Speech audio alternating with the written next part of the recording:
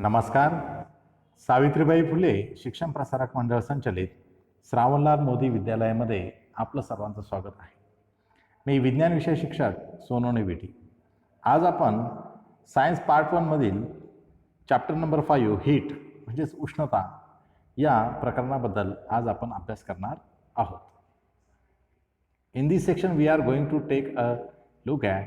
आज आपण या तासामध्ये बघा लेटेंट हीट अप्रकट उष्मा, त्यानंतर रिज्युलेशन म्हणजे पुनर्हिमायन, ॲनोमलस बिहेवियर ऑफ वॉटर पाण्याचे असंगत आचरण, ड्यू पॉईंट अँड ह्युमिडिटी दवबिंदू तापमान आणि आर्द्रता, स्पेसिफिक हीट कॅपॅसिटी विशिष्ट उष्माधारकता या मुद्द्यांबद्दल आज आपण माहिती बघणार आहोत. लेटेंट हीट अप्रकट उष्मा. When there is a change of state of a substance, means solid to liquid, liquid to gas and solid to gas, heat energy is absorbed by the substance or heat energy is removed from the substance at constant temperature. This heat energy is called latent heat of transition. Latent heat per unit mass of the substance is called specific latent heat. बघा, पदार्थाच्या अवस्थांतर जे होतं स्थायूतून द्रव, द्रवातून वायू आणि स्थायूतून वायू होत असताना स्थिर तापमानास पदार्थाकडून उष्णता शोषली जाते अथवा पदार्थातून उष्णता काढून घेतली जाते. या उष्णतेस अवस्थांतराचा अप्रकट उष्मा असे त्या ठिकाणी म्हणतात. ही उष्णता त्यांनी सांगितलेली आपल्याला की the amount of heat energy absorb at constant temperature by unit mass of a solid to convert into liquid phase is called the specific latent heat of fusion and the constant temperature is called the melting point of the substance.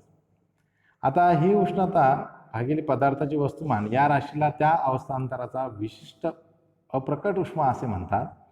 एकक वस्तुमानाच्या स्थायू पदार्थाचे द्रवामध्ये पूर्णपणे रूपांतर होत असताना स्थिर तापमानावर जी उष्णता स्थायू शोषली जाते त्या उष्णतेला वितळणाचा विशिष्ट अप्रकट उष्मा असे त्या ठिकाणी म्हणतात व त्या स्थिर तापमानास पदार्थाचा द्रवणांक असे म्हणतात. या ठिकाणी काय केलं जातं की एकक वस्तुमानाच्या स्थायू पदार्थाचे जेव्हा द्रवामध्ये पूर्णपणे रूपांतर होत जातं, एखादा सॉलिड पदार्थ आहे समजा आपण घेतला लोखंड, त्याला पूर्णपणे आपण गरम करत असताना त्याला जर आपण हीट दिली, उष्णता दिली आणि त्याचं रूपांतर जर आपण द्रवामध्ये पूर्णपणे ज्यावेळेस त्याचं होतं तर स्थिर तापमानावर जी उष्णता स्थायूत शोषली जाते त्या उष्णतेला वितळणाचा विशिष्ट अप्रकट उष्मा असे म्हणतात व त्या स्थिर तापमानास पदार्थाचा द्रवणांक असे त्या ठिकाणी म्हणतात. The amount of heat energy absorbed at constant temperature by unit mass of a liquid to convert into gaseous phase is called the specific latent heat of vaporization and that constant temperature is called the boiling point of the substance. एकक वस्तुमानाच्या द्रव पदार्थाचे वायूमध्ये पूर्ण रूपांतर होत असताना स्थिर तापमानावर जी उष्णता द्रवात शोषली जाते त्या उष्णतेला बाष्पनाचा विशिष्ट अप्रकट उष्मा म्हणतात व त्या स्थिर तापमानास पदार्थाचा उत्कलनांक असे म्हणतात. ज्या तापमानाला द्रव पदार्थ पूर्णपणे उकळून त्याचं रूपांतर जेव्हा गॅसेसमध्ये होतं म्हणजे वायू रूपात ज्यावेळेस त्याचं रूपांतर व्हायला सुरुवात होतं तर त्याला त्याच्या स्थिर तापमानाला त्या ठिकाणी पदार्थाचा उत्कलनांक असे म्हणतात. या ठिकाणी specific latent heat express in joule per K G, erg per K G, gram, calorie per gram, kg per kilogram and kilocalorie per kilogram. या ठिकाणी विशिष्ट प्रकरण यांचे एककात या ठिकाणी जे युनिट आहे या ठिकाणी या युनिटमध्ये व्यक्त करतात. Regelation. The phenomenon in which ice convert to liquid due to applied pressure and then reconvert to ice once the pressure is removed is called refrigeration. बघा, पुनर्हिमायन म्हणजे काय की दाबामुळे बर्फाचे वितळणे त्याचबरोबर व दाब काढून घेतल्यास त्याचा पुन्हा बर्फ होणे या प्रक्रियेला पुनर्हिमायन असे त्या ठिकाणी म्हणतात. ठीक आहे. तर एक प्रयोग सुद्धा तुम्हाला त्या ठिकाणी दाखवलेले आहे की दाबामुळे बर्फाचे वितळणे आणि व दाब काढून घेतल्यास परत त्याचा पुन्हा बर्फ होणे या प्रक्रियेला पुनर्हिमायन असे त्या ठिकाणी म्हटलेलं आहे. ॲनोमॅलस बिहेवियर ऑफ वॉटर, पाण्याचे असंगत आचरण आपल्याला या ठिकाणी बघायचं आहे. If water is heated from 0 degree Celsius to 4 degree Celsius is contract instead of expanding. At 4 degree Celsius its volume is minimum. If the water is heated further it expands, that is its volume increase. This abnormal behavior of water is the temperature range 0 degree Celsius to 4 degree Celsius is called anomalous behavior of water. The density of water is maximum at 4 degree Celsius. Hobbes apparatus is used to study anomalous behavior of water. पाण्याचे असंगत आचरण आपल्याला जर बघायचं असेल तर एक प्रयोग पण तुम्हाला दिलेला आहे. टेबलवरती एक बर्फाचा तुकडा ठेवलेला आहे, मोठा ठोकळा ठेवलेला आहे आणि काय केलं आपण दोन लोखंडाचे नट जर बांधितले, दोन टोकाला एक दोरी घेतली, त्या दोरीच्या दोन्ही टोकांना थोडी जड वस्तू जर बांधली आपण, समजा 200 ग्रॅमचे जर वजन आपण दोन्ही साईडला जर व्यवस्थित बांधलं आणि त्या बर्फाच्या तुकड्याच्या बरोबर मध्यभागी ती दोरी जर आपण ठेवली तर ती दोरी हळूहळू खाली त्या बर्फाच्या याच्या आत जाते आणि एक वेळ अशी येते की ती पूर्णपणे बाहेर निघते, परंतु बर्फ वितळत नाही. पूर्ण तो वितळायला सुरुवात होतो हळूहळू, दोरी जशी आतमध्ये जाते, परंतु दोरी जशी खाली जाते तसं वरती जो बर्फाचं रूपांतर पाण्यात जे व्हायला सुरुवात होतं ते परत बर्फात रूपांतर व्हायला सुरुवात होतं, असं हा त्या ठिकाणी सांगितलेलं आहे. आता हे असंगत आचरण काय आहे बघा, या ठिकाणी त्यांनी काय सांगितलं आहे की 0 डिग्री सेल्सिअस तापमानाचे पाणी तापवले असता 4 डिग्री सेल्सिअस तापमान होईपर्यंत त्याचे प्रसारणाऐवजी आकुंचन होते व 4 डिग्री सेल्सिअसला पाण्याचे आकारमान सर्वात कमी असते आणि 4 डिग्री सेल्सिअस तापमानाच्या पुढे तापमान वाढवल्यास पाण्याचे आकारमान वाढत जाते. 0 डिग्री सेल्सिअस ते 4 डिग्री सेल्सिअस या तापमानादरम्यान पाण्यात असणाऱ्या पाण्याच्या आचरणास पाण्याचे असंगत आचरण म्हणतात. पाण्याची घनता 4 डिग्री सेल्सिअसला सर्वात जास्त असते. पाण्याच्या असंगत आचरणाचा अभ्यास करण्यासाठी होपचे उपकरण या ठिकाणी वापरले आहे. आता एक तुम्हाला एक गोष्ट समजून घ्या, या ठिकाणी होतं काय, आता इथे दोन शब्द दिलेले, एक कॉन्ट्रॅक्ट आणि एक एक्सपांड. आपण ज्या ठिकाणी समजा उदाहरणार्थ त्यांनी सांगितलंय की पाण्याचं असंगत आचरण कसं होतं बघा, 7 डिग्री सेल्सिअस आपण समजा पाण्याचं टेम्परेचर कमी करत चाललेलं आहे. 8 डिग्री सेल्सिअस आहे, 8 डिग्री सेल्सिअसपासून त्याला अजून थंड केलं आपण 7 डिग्री सेल्सिअसपर्यंत आणलं तर पाणी जमायला सुरुवात होतं, म्हणजे त्या ठिकाणी त्याचं रूपांतर बर्फामध्ये व्हायला म्हणजे लगेच नाही होत, परंतु ते गोठायला सुरुवात होतं. ठीक आहे. त्यानंतर काय होतं, परत 7 डिग्रीपासून 6 डिग्रीपर्यंत करायला गेलो आपण, परत ते थोडं गोठायला सुरुवात होतं.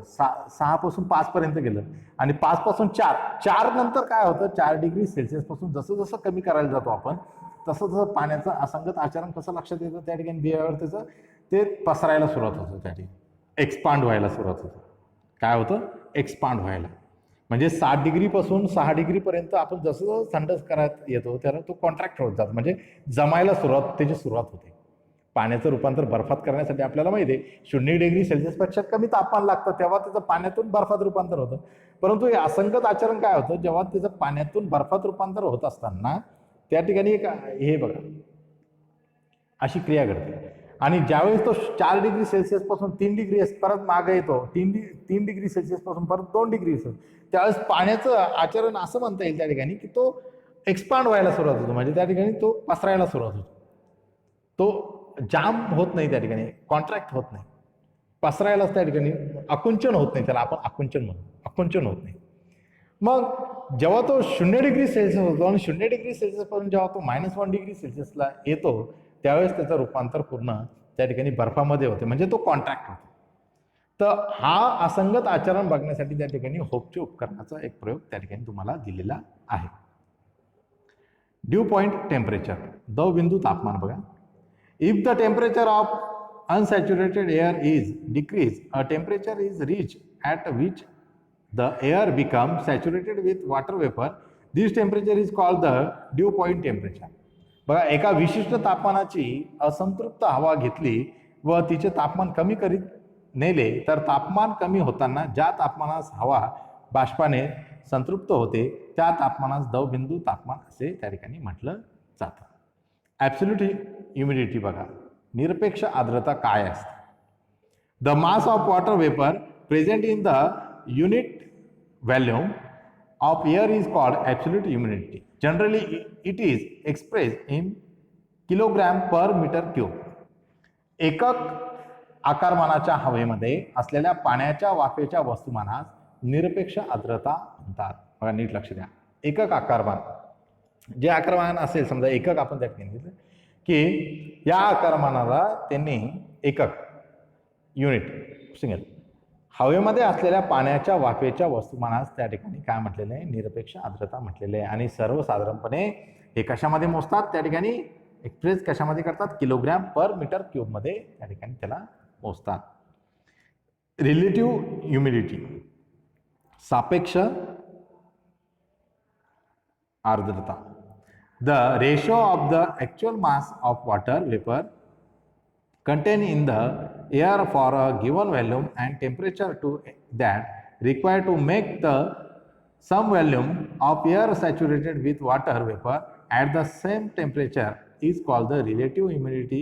The ratio multiplied by 100 give the percentage relative humidity at the dew point. The relative humidity is 100%.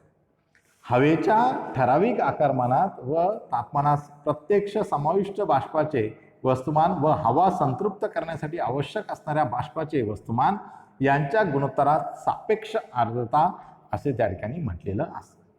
आणि या गुणोत्तर जे आहे, जो रेशो आहे, तो 100ने गुणल्यास शेकडा सापेक्ष आर्द्रता त्या ठिकाणी आपल्याला मिळतात. पर्सेंटेज रिलेटिव्ह ह्युमिडिटी आपल्याला त्या ठिकाणी मिळते.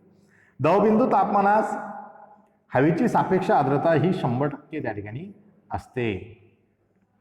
युनिट ऑफ हीट, या ठिकाणी उष्णतेचे एकक बघा कोणकोणते आहे. Heat can be express in various unit.